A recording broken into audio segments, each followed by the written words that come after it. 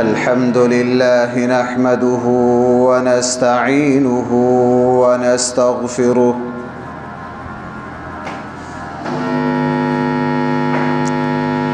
ونؤمن به ونتوكل عليه ونعوذ بالله من شرور أنفسنا ومن سيئات أعمالنا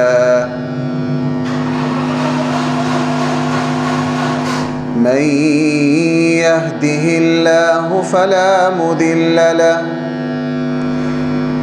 ومن يضلله فلا هادي له ونشهد أن لا إله إلا الله وحده لا شريك له ونشهد أن سيدنا وسندنا ومولانا محمدًا عبده ورسوله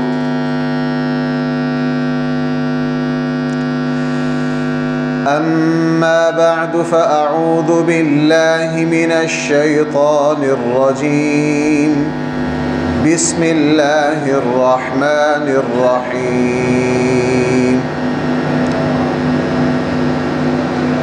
يوم لا ينفع مال ولا بنون إلا من أتى الله بقلب سليم صدق الله مولانا العظيم.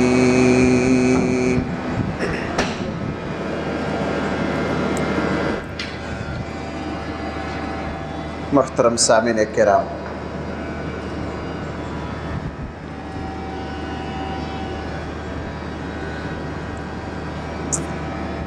اللہ جل جلالہ نے قرآن کریم میں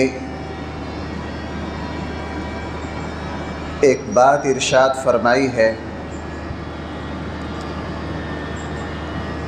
فرمایا کہ قیامت کا دن ایسا ہے یوم لا ينفع مال ولا بنون، جس دن نہ مال فائدہ دے گا نہ اولاد، ہاں الا من اتی اللہ بقلب سلیم، جو قلب سلیم دل لے کر آیا اس کو کل قیامت والے دن فائدہ ملے گا، اس کے علاوہ کسی کو کوئی فائدہ نہیں ملے گا۔ پہلی بات ارشاد فرمائی یوم لا ينفع مال، وہ ایسا دن ہے جس دن مال کوئی فائدہ نہیں دے گا۔ انسان دنیا میں سب سے زیادہ اپنے لیے فائدے کی چیز مال کو سمجھتا ہے اور اولاد کو سمجھتا ہے۔ یہ بہت بڑا انسانی مغالطہ ہے کہ انسان یہ سمجھ بیٹھے کہ میری زندگی کے سارے مسائل و مشکلات کا حل مال ہے، یہ اس کی بہت بڑی غلطی ہے۔ اس لیے کہ مال کے ذریعے اچھا سے اچھا بیڈ اور گدا تو خریدا جا سکتا ہے، لیکن مال کے ذریعے نیند نہیں خریدی جا سکتی۔ اگر مال کے ذریعے نیند خریدی جا سکتی تو مالدار مزے سے سوتے، غریبوں کو نیند نہ آتی۔ حالانکہ معاملہ الٹ ہے، مالدار سونے کے لیے پتہ نہیں کون کون سی دوائیں استعمال کرتے ہیں۔ مال کے ذریعے انسان دوائیں تو خرید سکتا ہے لیکن شفا نہیں خرید سکتا۔ مال کے ذریعے آدمی بہت اعلیٰ کوٹھی مکان رہائش تو بنا سکتا ہے، لیکن مال کے ذریعے گھر کا سکون نہیں خرید سکتا۔ مال کے ذریعے آدمی اپنے بالوں کے لیے سیاہ خضاب تو خرید سکتا ہے، لیکن مال کے ذریعے جوانی کوئی بھی خرید نہیں سکتا۔ یہ تو دنیا میں ہمیں بتا دیا کہ مال جو ہے یہ تمہارے سارے مسائل کا حل مال نہیں ہے۔ اگر مال ہوتا تو دنیا دار پیسے والے لوگ سب سے زیادہ پرسکون ہوتے، لیکن ہم یہ دیکھ رہے ہیں، میں سکون کی بات کر رہا ہوں، سکون غربا میں زیادہ ہے، سفید پوش زیادہ اطمینان سے سوتے، اور مالدار جو ہیں ان کی زندگیاں میں اتنی بے چینیاں ہیں، اتنے مسائل ہیں، اتنی بیماریاں ہیں کہ رحم آتا ہے۔ آپ حضرات کو بھی اس کا تجربہ ہوا ہوگا، مجھے بھی اس کا بہت تجربہ ہوا ہے۔ حقیقت یہ ہے، شاید میں نے پہلے کبھی سنایا ہو، میں نے ایک مرتبہ ایسے شخص کے ساتھ کچھ وقت گزارنے کا موقع ملا جس کے دسترخوان پر کبھی بھی کوئی 10-15 کھانوں سے کم کھانے، جس وقت مجھے وہاں جانے کا موقع ملا اس وقت بھی 40 کے قریب ڈشیں ان کے دسترخوان پر تھیں۔ لیکن سچ آپ کو بتاؤں، جب اس کے پاس سے میں واپس آیا تو سارا راستہ اللہ کا شکر ادا کرتے ہیں کہ اللہ تیرا شکر ہے، آپ لوگوں نے ان کو مال دیا ہے لیکن مال کے فائدے نہیں دیے، ہمیں آپ نے مال نہیں دیا لیکن آپ نے ساری برکتیں ہمیں بغیر مال کے عطا کر رکھی۔ ان کے پاس بیٹھنے سے یوں لگتا تھا جیسے یہ پتہ نہیں یہ کس خطرے میں ہیں، کس ڈر میں ہیں، کون سے خطرات نے ان کو جکڑ رکھا ہے، بے چین ہے، پریشان ہے، عام برتن کو ہاتھ نہیں لگاتے، اوہ اس میں جراثیم نہ ہو، یہ میٹھا نہیں کھا سکتے، اس میں میٹھا فلانا ہے، پانی پینے کی باری ہے، یہ نہیں پی سکتے فلاں کمپنی کا، یہ بھی کوئی زندگی ہے۔ تو قرآن نے فرمایا یوم لا ینفع مال، وہ دن ایسا ہوگا مال تو فائدہ نہیں دے گا۔ باقی تمہاری یہ غلط فہمی کہ دنیا میں سارا کچھ مال ہی ہے، ایسا نہیں ہے۔ اور ماشاءاللہ ہم میں زیادہ بڑے حضرات ہیں، جب بھی بیٹیوں کو نکاح کے ذریعے گھر سے رخصت کیا جاتا ہے اس وقت انسان کو خود حالات بتاتے ہیں کہ میں بیٹی کو سارے راحت کے سکون کے اسباب تو خرید کر دے سکتا ہوں لیکن سکون نہیں دے سکتا، وہ مال کے ذریعے نہیں ہے، وہ مال کے ذریعے نہیں ہے۔ ولا بنون، اور قیامت کا دن ایسا ہے کہ اس دن بیٹے، قرآن نے بیٹیوں کو نہیں کہا، یہاں بنون ہے، ابن کی جمع ہے بنون، چونکہ بیٹیوں کو تو ہم دنیا میں کسی کام کا سمجھتے نہیں، بیٹوں کو سمجھتے ہیں کہ ماشاءاللہ اگر 3-4 بیٹیاں اوپر سے ڈاکٹر بھی بن جائیں وہ تو سمجھتا ہے کہ شاید دنیا میں مجھ جیسا بندہ کوئی نہیں۔ یہ پھر اپنی اولاد کے بل بوتے پر کسی رشتہ دار کو گھاس نہیں ڈالتا، کسی کو اہمیت نہیں دیتا، لیکن جناب وہی بیٹے ڈاکٹر صاحب، انجینئر صاحب، جب وہ کسی لڑکی کے عشق میں دیوانہ ہوتے ہیں اور پھر جس وقت وہ ماں باپ کو جوتے کی نوک پر رکھتے ہیں، وہ کہتے ہیں جناب تمہاری مرضی نہیں میری مرضی، پھر ماں باپ کو پتہ چلتا ہے، بیٹھ جاؤ بھائی بیٹھ جاؤ، جس کو جہاں جگہ ملے بیٹھ جاؤ، پھر ماں باپ کو پتہ چلتا ہے کہ یہ اولاد کیا ہے جس کو میں نے پالا ہے، چونکہ اب باپ ذلیل ہوتا پھرتا ہے، بیچارہ پریشان ہے، اس کے پاس جا اس کے پاس جا، میرا بیٹا نہیں مانتا۔ اور بیٹوں کی جب شادیاں ہو جائیں، اپنے گھر آباد ہو جائیں، پھر ان کی اپنی دلچسپیاں اور اپنی زندگیاں، پھر ابا جی کو سبق یاد ہوتا ہے کہ بیٹے بھی کچھ نہیں ہیں۔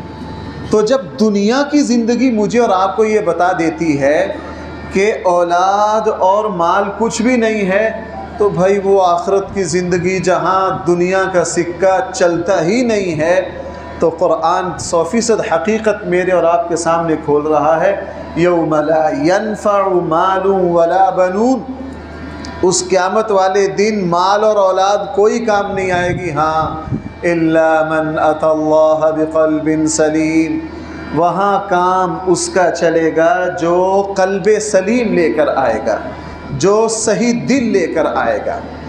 اب صحیح دل کیا ہے؟ صحیح دل کیا ہے؟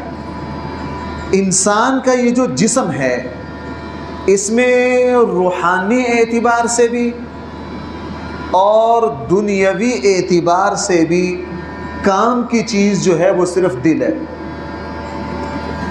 یہ جو دل ہے اگر یہ جسمانی طور پر صحیح کام کر رہا ہے تو دنیا کی زندگی بھی ٹھیک ہے، صحت ٹھیک ہے، اور اگر دل تھوڑا سا بھی کام کرنا چھوڑ دے، آپ کو پتہ ہاتھ پاؤں سن ہونا شروع ہو جاتے ہیں۔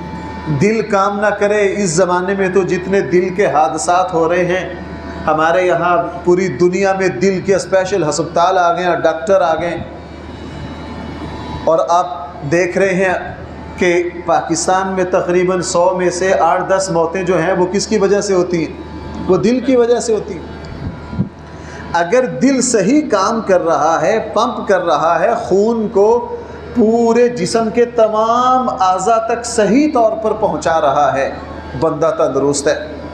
اور دل کمزور ہونا شروع ہو جائے تو پاؤں بیچارے ناکارہ ہونا شروع ہو جاتے ہیں، جسم جواب دینا شروع کر دیتا ہے۔ بالکل اسی طرح جس طرح جسمانی زندگی کا مدار صحیح دل پر ہے، بالکل اسی طرح روحانی زندگی کا مدار بھی صحیح تندرست ایمان والے دل پر ہے۔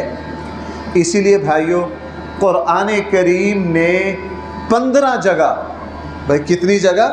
15 جگہ دل کی کیفیتوں کو قرآن کریم نے بیان کیا ہے، 15 جگہ۔ اور قرآن کریم نے براہ راست دل کو خطاب کیا، اور ہمارے آقا صلی اللہ علیہ وسلم نے دل کے بارے میں، رسول اللہ صلی اللہ علیہ وسلم کے 3 اہل علم کے اپنے اپنے ذوق ہیں، یہ میرا موضوع نہیں ہے، اگر کبھی یاد پڑا تو بڑے بڑے محدثین جنہوں نے ساری زندگی نبی کریم صلی اللہ علیہ وسلم کے ارشادات کی تشریح اور تفصیل میں لگا دی، انہوں نے اپنے اپنے تجزیے بیان کیے کہ اللہ کے نبی کی جو احادیث ہیں ان کی تعداد تو بہت زیادہ ہے، لیکن کون سی ایسی احادیث ہیں جو ساری احادیث کو اپنے اندر لے لیتی ہیں؟ تو محدثین کی مختلف آ رہے ہیں۔ امام ابو داود نے 5 حدیثیں نکالی، امام ابو حنیفہ رحمہ اللہ نے بھی 5 حدیثیں نکالی، بہت سارے محدثین کے بارے میں مشہور ہے، کسی نے 3 حدیثیں نکالی کہ میری سمجھ کے مطابق یہ 3 حدیثیں پورے اسلام کا احاطہ کرتی ہیں۔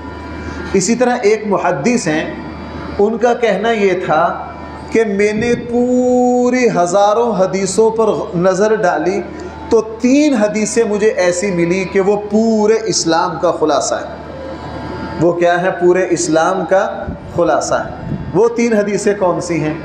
ان میں سے ایک حدیث تو یہ ہے کہ نبی کریم صلی اللہ علیہ وسلم نے ارشاد فرمایا، نیک عمل کا دار و مدار نیت پر ہے۔ نیک عمل کا دار و مدار کس پر ہے؟ نیت پر ہے۔ جس نے نیت کو صحیح کرنا اور ہر کام کو اللہ کے لیے کرنا سیکھ لیا، اس نے اپنا آدھا اسلام مکمل کر لیا۔ یہ تو امام شافعی بھی فرماتے تھے۔ نمبر 2، انہوں نے جو 3 حدیثیں منتخب کی، دوسری حدیث رسول اللہ صلی اللہ علیہ وسلم نے فرمایا کہ کسی مسلمان کا بہترین اسلام یہ ہے کہ وہ بیکار اور فضول کاموں کو چھوڑ دے۔ جس مسلمان کو دیکھو کہ وہ فضول اور بیکار ایسے کام جن کا دین اور دنیا کا کوئی فائدہ نہیں ہے، وہ ان کو چھوڑ چکا ہے۔ جب بھی آپ کی نظر پڑتی ہے وہ کسی مفید کام میں لگے ہوتے ہیں، خواہ وہ مفید کام دین کے اعتبار سے ہو، خواہ وہ مفید کام کیا ہو؟ دنیا کے اعتبار سے ہو۔ من حسن اسلام المرء ترکہ ما لا یعنی، انسان کے دین کی خوبی یہ ہے کہ فضول اور بیکار کاموں کو چھوڑ دے۔ دوسری حدیث انہوں نے یہ کی۔ تیسری حدیث فرمایا وہ مشہور جو میرا آج کا موضوع ہے، صحیح بخاری میں بھی ہے اور یہ حدیث صحیح مسلم میں بھی ہے۔ نبی کریم صلی اللہ علیہ وسلم نے فرمایا، الا ان فی الجسد مضغہ، تمہارے جسم میں ایک گوشت کا لوتھڑا ٹکڑا ہے، اذا صلحت الجسد کلو، اگر وہ ٹھیک ہو جائے، صحیح ہو جائے تو سارا جسم صحیح ہو جاتا ہے۔ اگر وہ بیکار اور ناکارہ اور خراب اور بگڑ جائے تو سارا کا سارا جسم بگڑ جاتا ہے۔ وہ کیا ہے؟ الا وہی القلب، فرمایا کہ وہ دل ہے۔ تو یہ 3 حدیثوں کو بتایا کہ سارے جو ارشادات ہیں، پورا جو اسلام ہے وہ ان 3 حدیثوں میں اللہ کے نبی نے سمو دیا ہے۔ ان میں سے پہلی حدیث وہ ہے، ایک حدیث وہ ہے جس کا تعلق میرے موضوع سے ہے۔ کیا فرمایا؟ لوگوں، تمہارے جسم میں ایک گوشت کا لوتھڑا ہے، اگر تم اس کو سنبھال لو، اس کی تربیت کر لو، اس پر پیرا دے لو اور اس کو صحیح راستے پر چلا لو تو تمہارا سارا کا سارا جسم صحیح راستے پر چل پڑے گا۔ اور اگر تم جسم کے اس ٹکڑے کو تباہ کر دو تو جناب تمہارا دین بھی برباد ہے، تمہاری دنیا بھی برباد ہے۔ اسی لیے میں نے عرض کیا، قرآن کریم نے 15 جگہ کس کو خطاب کیا ہے؟ دل کو، دل کو خطاب کیا۔ کیوں؟ دل مرکز ہے، ایمان دل کے اندر ہے، غیرت دل کے اندر ہے، حیا دل کے اندر ہے، وفاداری دل کے اندر ہے، اور اچھے اخلاق کا مرکز دل ہے۔ اسی لیے نبی کریم صلی اللہ علیہ وسلم نے، اسلام نے دل پر بہت زور دیا، چونکہ یہ بادشاہ ہے۔ اگر یہ صحیح تو پوری رعایا، یعنی اس کے پورا جسم صحیح۔ اگر یہ خراب ہو گیا، اگر یہ، اس لیے نبی کریم صلی اللہ علیہ وسلم، حضرت عمر رضی اللہ عنہ نے ایک مرتبہ نبی کریم صلی اللہ علیہ وسلم سے عرض کیا، جب اللہ کے نبی نے فرمایا نا کہ اس وقت تک تم کامل مسلمان نہیں ہو سکتے جب تک تم اللہ کے رسول سے سب سے زیادہ محبت ہے، تو حضرت عمر رسول اللہ صلی اللہ علیہ وسلم کے پاس آئے، کہا اللہ کے نبی، میں نے آپ کے اس ارشاد کی روشنی میں اپنا محاسبہ اور احتساب کیا، مجھے آپ میری مال و دولت ہر چیز سے زیادہ محبوب ہیں، لیکن اپنی جان سے زیادہ محبوب نہیں ہیں۔ یہ کس نے عرض کیا؟ حضرت عمر نے۔ ہر چیز سے آپ مجھے زیادہ محبوب ہیں لیکن میری جان سے زیادہ محبوب۔ تو اہل علم نے لکھا کہ رسول اللہ صلی اللہ علیہ وسلم نے حضرت عمر کے دل پر ہاتھ مارا، اس طرح۔ حضرت عمر کے دل پر کیا مارا؟ اس طرح ہاتھ مارا۔ کہاں مارا؟ دل پر۔ اللہ کے نبی کو پتا تھا کہ ساری خرابی کی جڑ کہاں ہوتی ہے؟ دل پر۔ جیسے ہی رسول اللہ صلی اللہ علیہ وسلم نے حضرت عمر کے دل پر ہاتھ مارا تو فوراً حضرت عمر نے پتہ کیا فرمایا؟ فرمایا اللہ کے نبی، اب میں محسوس کر رہا ہوں کہ مجھے آپ اپنی جان سے بھی زیادہ محبوب ہیں۔ اللہ کے نبی کے ہاتھ نے دل کی کیفیت کو بدلا، اور حضرت عمر رضی اللہ عنہ کی کیفیت فوراً ایمان کی کامل سطح پر پہنچ گئی۔ ہاں اللہ کے حبیب، اس وقت اپنے مال و دولت، اپنی جان سے بھی زیادہ میں آپ کو محبوب سے، میں متوجہ میری طرف ہو جائے۔ توجہ دوستوں کی کہاں ہے؟ جو پیچھے ہو رہا ہونے دیں بھائی، میری طرف متوجہ۔ اگر کوئی معاملہ ہوگا، باہر احباب ہیں دیکھ لیں گے، توجہ میری طرف رکھیں، یا جنہوں نے باہر جانا ہے باہر چلے جائیں۔ کیا معاملہ ہے؟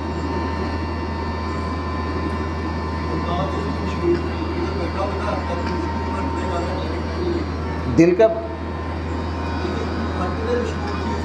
اچھا اچھا، ٹھیک ہے، چلے احباب دیکھ لیتے ہیں۔ میری طرف متوجہ ہو جائیں، سارے متوجہ ہو جائیں میری طرف۔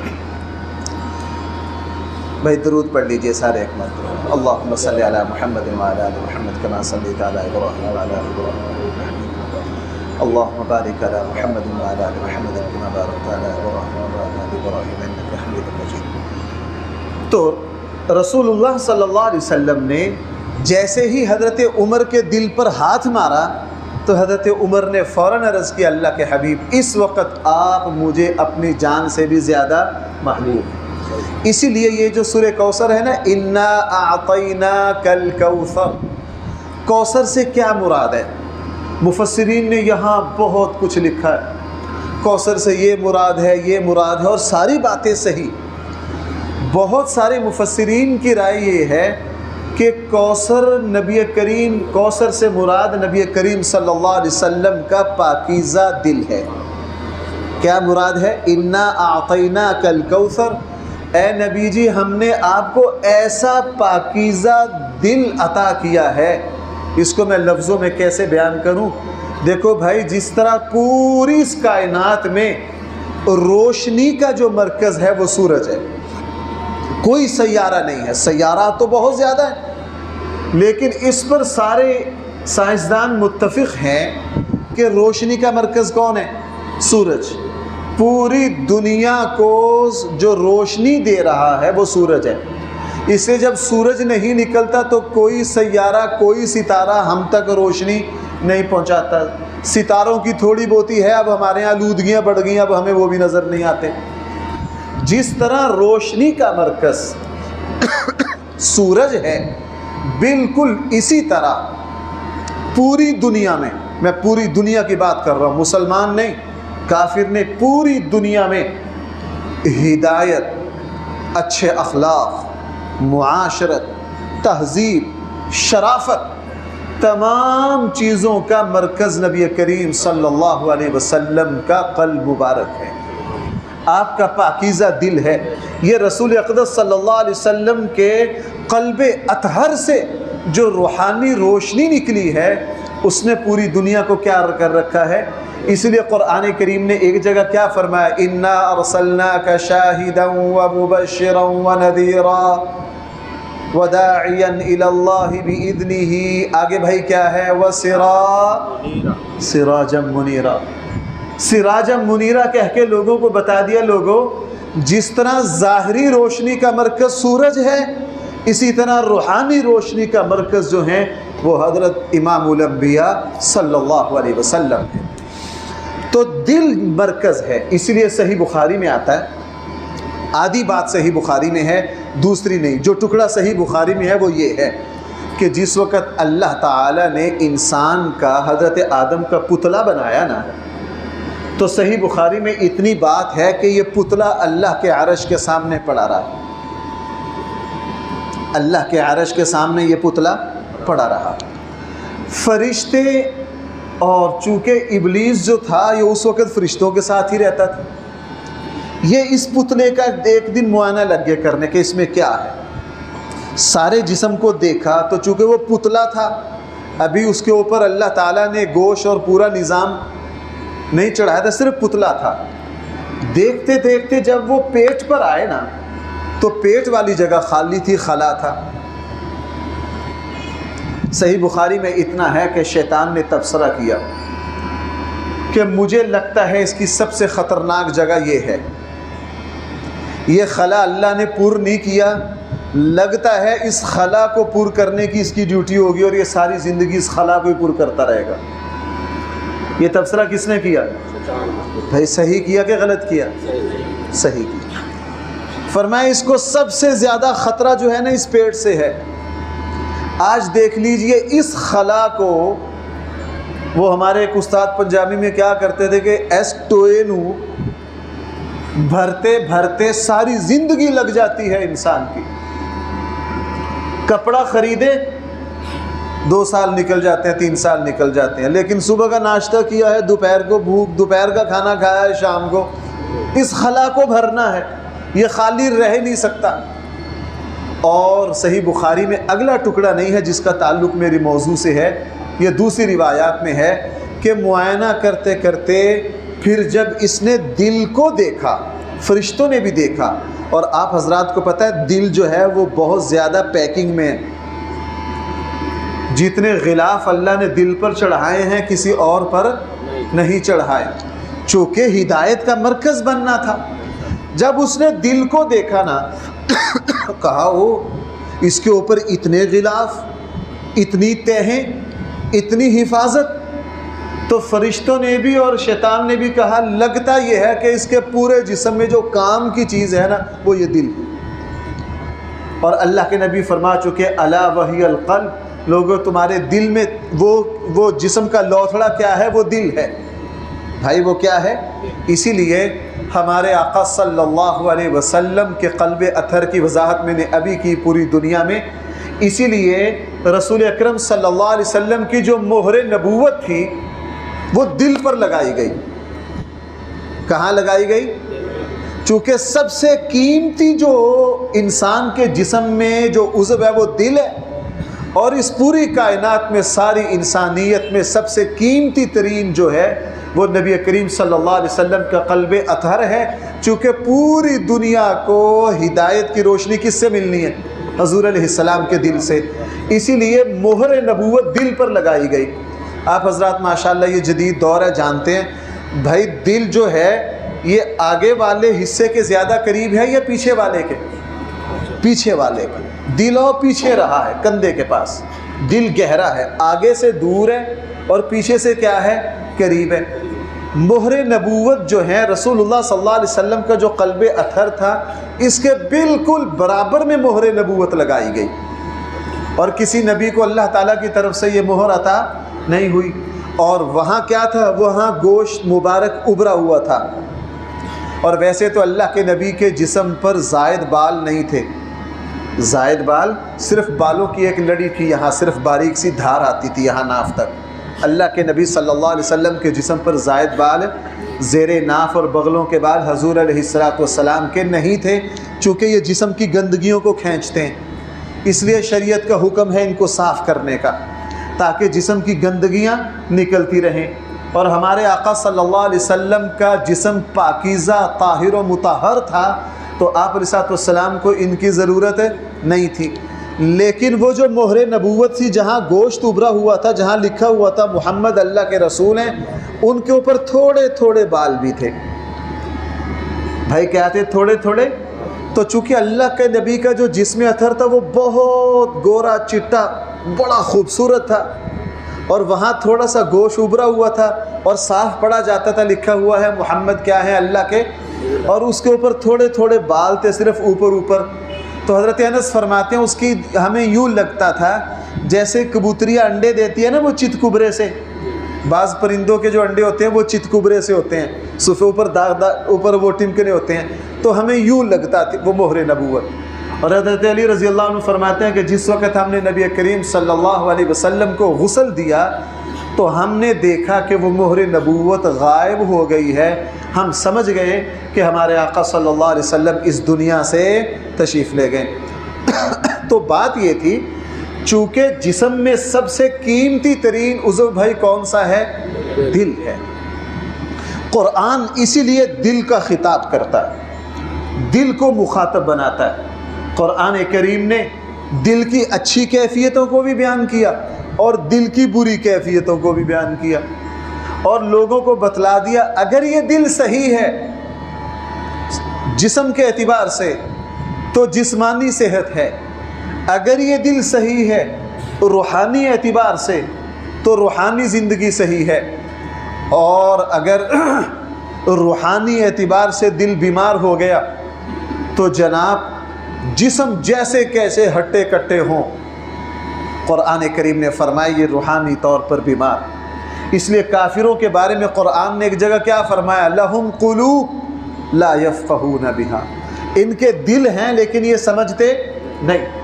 ابو جہل جیسے بڑے بڑے نوجوان اور ابو لہب جیسے گورے چٹے، قرآن ان کو آگ سے تشبیہ دے رہا ہے، تبت یدا ابی لہب، چونکہ ابو لہب کے چہرے پر اتنی سرخی تھی دیکھنے والا یوں سمجھتا ہے جیسے آگ کے شعلے نکل رہے ہیں، لیکن قرآن کریم نے کیا فرمایا؟ ختم اللہ علی، اللہ نے ان کے دلوں پر کیا لگا دی؟ مہر لگا دی۔ قرآن کریم نے ایک جگہ فرمایا جو لوگ سچی گواہی کو چھپاتے ہیں وہ ان کے دل کا فالٹ ہے، وَمَن يَكْتُمْهَا فَإِنَّهُ آثِمٌ قَلْبُهُ، یہ ساری خرابی کون کرتا ہے؟ ان کا دل کرتا ہے۔ اور قرآن کریم نے سورہ زمر میں فرمایا وہ لوگ جن کو اللہ کے ذکر سے تکلیف ہوتی ہے، جن کو اللہ کا تذکرہ پسند نہیں ہے، قاسیۃ قلوبہم، ان کے دل کیا ہو گئے ہیں؟ سخت ہو گئے۔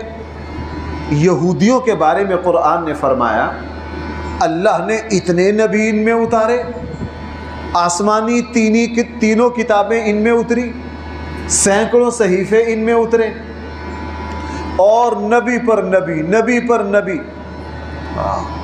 آج بھی آپ بیت المقدس شام جاؤ، وہاں محلوں کے نام نبیوں میں، نبیوں کے ناموں پر ہیں۔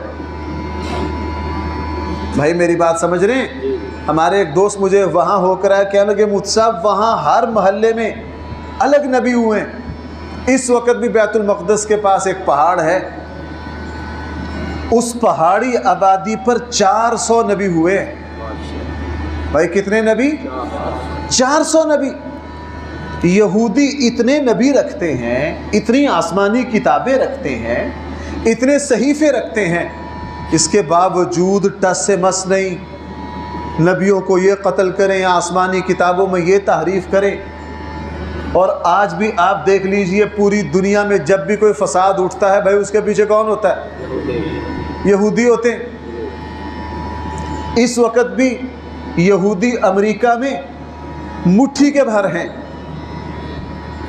بہت محدود تعداد میں، لیکن جو لوگ امریکی سیاست کو اچھی طرح سمجھتے ہیں ان کو پتہ ہے کہ امریکی سیاست کن کے ہاتھوں میں اور امریکی معیشت کن کے ہاتھوں میں؟ جس وقت چاہتے ہیں پوری دنیا میں مہنگائی آسمان پر لے جاتے ہیں۔ یہودی اس وقت بھی خباثت کے اس مہرے پر بیٹھے کہ آج بھی انسانیت ان کے ظلموں کی وجہ سے تڑپ رہی ہے۔ ایسا کیوں ہو رہا ہے؟ قرآن نے اس کی پہلے پارے میں ایک وجہ فرمائی ہے، فرمایا ثم قست قلوبکم من بعد، ان کے دل کیا ہو گئے ہیں؟ سخت ہو گئے۔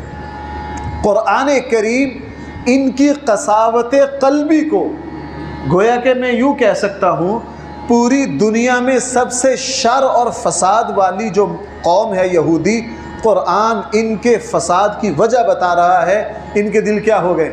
سخت ہو گئے۔ تو بھائی حاصل یہ ہے کہ میرے اور آپ کے جسم میں گوشت کا ایک لوتھڑا، اور وہ ایمان کا مرکز ہے، وہی کفر کا مرکز ہے، حیا بھی اسی کے اندر ہے، اگر اس کی نگہداشت نہ کی جائے بے حیائی بھی وہیں سے ہے اور اچھے اخلاق بھی وہیں سے پھوٹتے ہیں۔ تو بھائی جب دل اتنا اہم ہے تو ہم دل کی اصلاح سے کیسے غافل ہو سکتے ہیں؟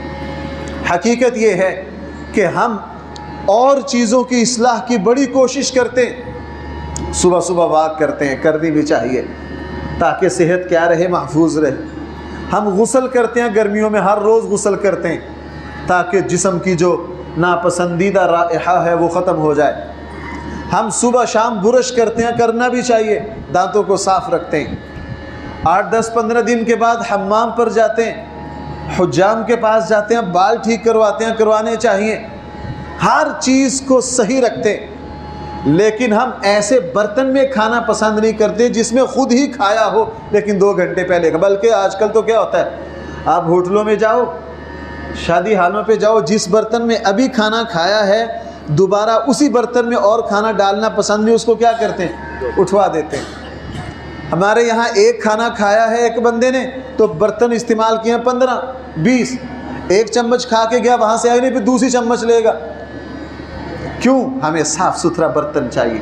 ہم ہر چیز کی صفائی کے قائل ہیں، لیکن جو چیز صاف کرنے والی تھی، جس کی نگہداشت کرنی تھی، ہم نے اس کی پرواہ نہیں کی۔ اس لیے عربی میں دل کو بھائی کیا کہتے ہیں؟ قلب۔ قلب کا معنی کیا ہے؟ تبدیل ہونے والا۔ یہ منٹوں میں تبدیل ہوتا ہے، ابھی کچھ یہاں سے نکلا لوگوں کو دکھانے کے لیے، باہر جا کے کیفیت بدلی، اللہ کے لیے عمل کر دیا۔ گھر سے نکلا اللہ کے لیے کوئی کام کرنے کے لیے، باہر نکلتے لوگوں کو دیکھا، کیفیت بدل گئی۔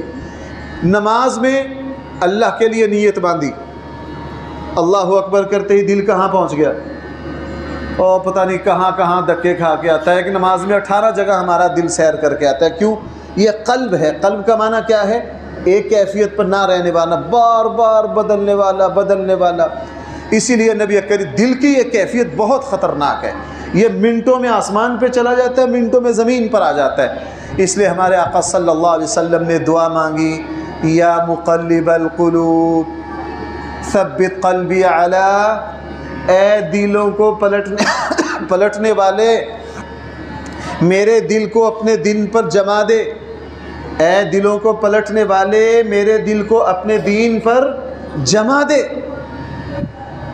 ہاں، رسول اللہ صلی اللہ علیہ وسلم نے دوسری دعا مانگی، یا مصرف القلوب، اے دلوں کو پھیرنے والے میرے دل کو اپنی اطاعت اور فرما برداری کی طرف پھیر دے. پناہ مانگی. قرآن نے ایک جگہ کہا، ربنا لا تزغ قلوبنا، اے اللہ ہمارے دل کو ٹیڑھا نہ کر. یہودیوں کے بارے میں فرمایا کہ اللہ نے ان کے دلوں کو ٹیڑھا کر دیا، اور جس کا دل ٹیڑھا ہو جائے، میں نے عرض کیا، اس کو پھر دنیا کی کوئی نصیحت کام. سورہ آل عمران میں اللہ کے نیک بندوں کی ایک نشانی یہ بتائی گئی ہے، وہ اللہ سے دعا مانگتے ہیں، ربنا لا تزغ قلوبنا بعد اذ ہدیتنا، اے اللہ جب آپ نے ہمیں اسلام کی راہ دکھا دی ہے، اب ہمارے دل کو اس سے ہٹنے نہ دینا. اور سورہ حشر میں فرمایا، ربنا اغفر لنا ولاخواننا الذین سبقونا بالایمان ولا تجعل فی قلوبنا، اے اللہ ہمارے دلوں میں دوسروں کے بارے میں بدگمانی نہ پیدا کر. اور قرآن کریم نے دل کی اچھی کیفیت کو بیان فرمایا، انما المؤمنون الذین اذا ذکر اللہ وجلت قلوبہم، ایمان والے وہ ہیں جب اللہ کا ذکر آتا ہے تو ان کے دل پر کیفیت آتی ہے، ان کے دل میں جلا پیدا ہو جاتی ہے. قرآن کریم نے جگہ فرمایا، الم یأن للذین آمنوا ان تخشع قلوبہم، کیا ایمان والو ابھی تمہارے لیے وہ وقت نہیں آیا کہ تمہارے دل کس سے ڈریں؟ بھائی کس سے؟ ہاں، چونکہ خشیت کا مرکز کیا ہے؟ دل. نبی کریم صلی اللہ علیہ وسلم نے ایک صاحب کو دیکھا، وہ نماز پڑھ رہے ہیں لیکن نماز میں فضول حرکتیں بھی کر رہے ہیں. نماز پڑھ رہے ہیں اور نماز میں فضول حرکتیں بھی کر رہے ہیں. رسول اللہ صلی اللہ علیہ وسلم نے فرمایا، اگر ان کے دل میں، کیا الفاظ استعمال کیے؟ اگر اس کے دل میں خشوع ہوتا تو یہ کام نہ کرتا. تو بھائی رسول اللہ صلی اللہ علیہ وسلم نے فرمایا، تمہارے دل میں، تمہارے جسم میں گوشت کا ایک ٹکڑا ہے، اگر تم اس کو صحیح کر لو، اگر اس کو صحیح کر لو سارا کچھ ٹھیک ہے. اگر وہ غلط ہو گیا، اگر اس میں ہرس آ گئی، لالچ آ گئی، میں نے عرض کیا جتنی برائیاں ہیں ان سب کا مرکز کیا ہے؟ دل. ان سب کا. حضرت عیسیٰ علیہ السلام کے بارے میں کتابوں میں ایک واقعہ آتا ہے، تاریخی کتابوں میں واقعہ ہے. عیسیٰ علیہ السلام ایک جگہ جا رہے تھے، چونکہ نبی کریم صلی اللہ علیہ وسلم نے ارشاد فرمایا، اگر بھوکے بھیڑیے کو بکریوں کے ریوڑ میں داخل کر دیا جائے وہ اتنی تباہی نہیں مچاتا جتنی تباہی دنیا کا حریص اور لالچی دل مچاتا ہے. جس دل میں حرص اور لالچ آ جائے وہ اللہ کی زمین پر فساد مچا دے گا. اللہ کی زمین پر کیا کر دے گا؟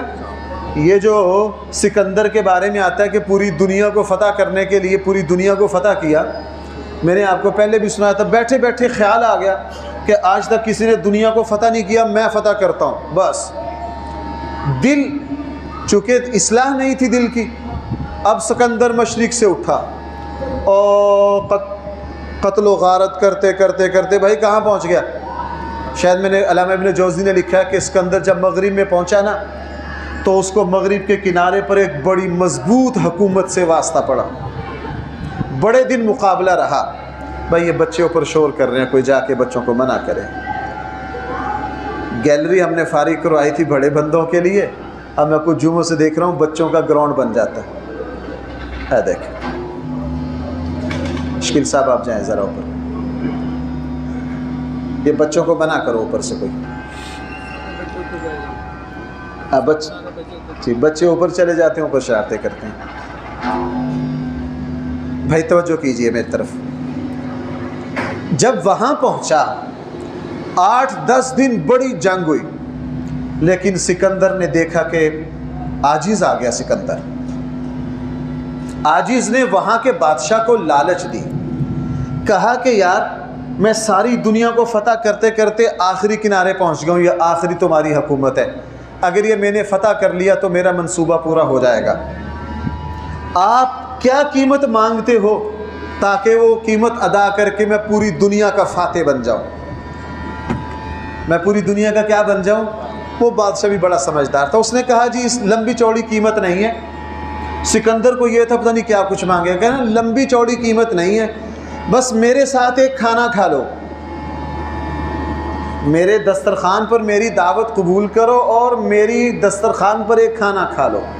اگر آپ میرے ساتھ ایک کھانا کھا لیں گے تو میں اپنا ملک خود رضاکارانہ طور پر آپ کے حوالے. سکندر بڑا حیران ہوا، یار اتنا زبردست بندہ جو میں ساری دنیا کو فتح کر آیا ہوں، یہ مجھ سے فتح نہیں ہو رہا، اور میں نے اس کو لالچ دی ہے، اس نے شرط بڑی چھوٹی رکھی ہے. اپنے وزیروں سے مشیروں سے مشورہ کیا، انہوں نے کہا جی کوئی بات نہیں. سکندر نے دعوت قبول کر لی. اب جب اپنی پوری کابینہ اور ٹیم کے ساتھ سکندر اس بادشاہ کے دسترخوان پر پہنچا، جب کھانا کھایا تو سکندر بڑا حیران ہوا کہ وہ جو بادشاہ ہے اس کی توجہ کھانے کی طرف نہیں ہے، وہ سکندر کے لقمے پر توجہ ہے کہ یہ کیا کھا. بہرحال مجبوری تھی سکندر کی بھی، چونکہ پوری دنیا کا فاتح بننے کا لقب اپنے نام کرنا تھا اور یہ صرف آخری حکومت تھی. جب کھانا کھا چکا تو اس بادشاہ نے کہا جی ٹھیک ہے، میں رضاکارانہ طور پر اپنا ملک آپ کے حوالے کر رہا ہوں. سکندر نے کہا وہ تو ٹھیک ہے، جب آپ نے اپنا ملک دے دیا میں فاتح بن گیا، لیکن ایک بات بتاؤ، آپ نے مجھے پہلے چھوٹی سی شرط رکھ کے حیران کر دیا، پھر جب کھانا کھانے کی باری آئی آپ کھانا نہیں کھا رہے، صرف مجھے ہی دیکھ رہے ہیں، اس نے مجھے اور زیادہ حیران کر دیا، اور یہ 2 چھوٹی چھوٹی باتوں پر اپنا ملک میرے حوالے کر دیا، اس کی کیا وجہ ہے؟ تو وہ بادشاہ بڑا سمجھدار تھا، اس نے کہا یار آپ دنیا کے کنارے سے چلے ہو، جنگیں لڑتے لڑتے لڑتے لڑتے یہاں پہنچے ہو، مجھے پہلے یوں محسوس ہوا کہ شاید آپ کا پیٹ نہیں بھرتا، آپ کا پیٹ نہیں بھرتا، ساری دنیا فتح کر کے بھی آپ کے پیٹ کی ہوس پوری نہیں ہو رہی، آپ کھاتے کیا ہو؟ مجھے یوں لگا شاید سونا چاندی کی روٹی کھاتے ہو، ہیرے جواہرات تمہارا سالن ہوتے ہیں، وہ پوری نہیں پڑتی، پوری دنیا کو فتح کر رہے ہو. میں نے تمہاری دعوت کی کہ دیکھوں تو صحیح تم کھاتے کیا ہو، لیکن جب کھانا کھایا تو نے آدھی روٹی کھائی ہے. بندہ خدا جب تیری خوراک آدھی روٹی ہے، ویسے پوری دنیا کو مصیبت میں ڈال رکھا ہے. کوئی تھوڑا سا غیرت کر، اللہ کی مخلوق کو سکون سے زندگی گزارنے دے. یہ لو میری حکومت بھی لے لو، بھر لو اپنا پیٹ، چونکہ تمہیں ضرورت نہیں ہے، تمہارے اندر ہرس ہے، تمہیں ضرورت نہیں ہے، تمہارے اندر کیا ہے؟ نبی کریم صلی اللہ علیہ وسلم نے فرمایا دل میں جب ہرس آ جائے تو ساری دنیا کے خزانے بھی انسان کے اس دل کی کیفیت کی بھوک کو مٹا. میں نے پچھلے جمعے وہ حدیث سنائی تھی، رسول اللہ صلی اللہ علیہ وسلم نے فرمایا ابن آدم کو اگر ایک وادی دے دی جائے، یہ کیا کہے گا؟ سونے کی، حدیث میں سونے کی ایک وادی دے دی جائے، یہ کہے گا دوسری ہونی چاہیے. 2 دے دی جائیں، یہ کیا کہے گا؟ تیسری. کیوں؟ اس کے دل کو ایک مرض لگ گیا ہے. اس کے دل کو کیا لگ گیا ہے؟ ایک مرض لگ گیا ہے، وہ ہے حرص اور لالچ. اگر حرص اور لالچ کا مرض دل میں آ جائے، ساری دنیا کو فتح کر لو. دنیا کے حریصوں نے سوئس بینک بھر رکھے ہیں، پوری دنیا کا کالا، کیا سخت سے سخت لفظ بندہ استعمال کرے، سارا وہاں پڑا ہے، لیکن ہوس پوری نہیں. خود ہسپتالوں میں پڑے ہیں، وینٹیلیٹر پر ہیں، اور خود پرہیزی کھانے کھاتے ہیں، لیکن ملکوں کے خزانے لوٹ کر وہاں پڑے. ہم تو سکندر کو روتے ہیں، یہاں پتہ نہیں کتنے سکندر ہیں، پتہ نہیں کتنے سکندر ہیں. تو اس بادشاہ نے کہا مجھے یوں لگا کہ شاید آپ سونا چاندی کی روٹی کھاتے ہیں، اب مجھے پتہ چلا کہ تیرے دل کو ایک مرض لگ گیا، ہرس اور لالچ، یہ لو میرا ملک لے لو. بس اس کی بات نے ایسی چوٹ لگائی سکندر کو، سکندر نے اس سے معذرت کی اور اس کا ملک پھر اس کو واپس کیا۔ پھر سکندر وہاں مغرب سے جیسے جیسے واپس پلٹا تو جن جن لوگوں سے ملک چھینتا آیا تھا ان کو واپس کرتا آیا، اور آ کر پھر جہاں کا تھا وہیں آ کے سکندر مرا۔ تو دیکھو پہلے اس کے دل میں حرص تھی، پوری دنیا کو تہ و بالا کر دیا۔ اس بادشاہ کے ایک جملے نے اس کی دل کی حرص اور لالچ کو ختم کر دیا، تو سکندر کہاں سے کہاں پہنچ گیا۔ اس لیے نبی کریم صلی اللہ علیہ وسلم نے فرمایا، لوگو خیر کا مرکز بھی تمہارا دل ہے، لوگو برائی کا مرکز بھی کیا ہے؟ تمہارا دل ہے۔ اگر وہ صحیح ہو جائے تو ساری زندگی صحیح ہے، اگر وہ خراب ہو جائے تو ساری زندگی خراب ہے۔ الا وہی الجس، لوگو وہ جو تمہارے جسم میں ہے، الا وہی القلب، وہ تمہارا دل ہے، وہ تمہارا کیا ہے؟ دل ہے۔ یہ موضوع بھائی ابھی آدھا بھی نہیں ہو سکا، آج انشاءاللہ اللہ نے توفیق دی تو اس کا بقیہ حصہ آئندہ جمعے میں آپ کے سامنے بیان کروں۔ اللہ تعالی ہم سب کو صحیح سمجھ عطا فرمائے۔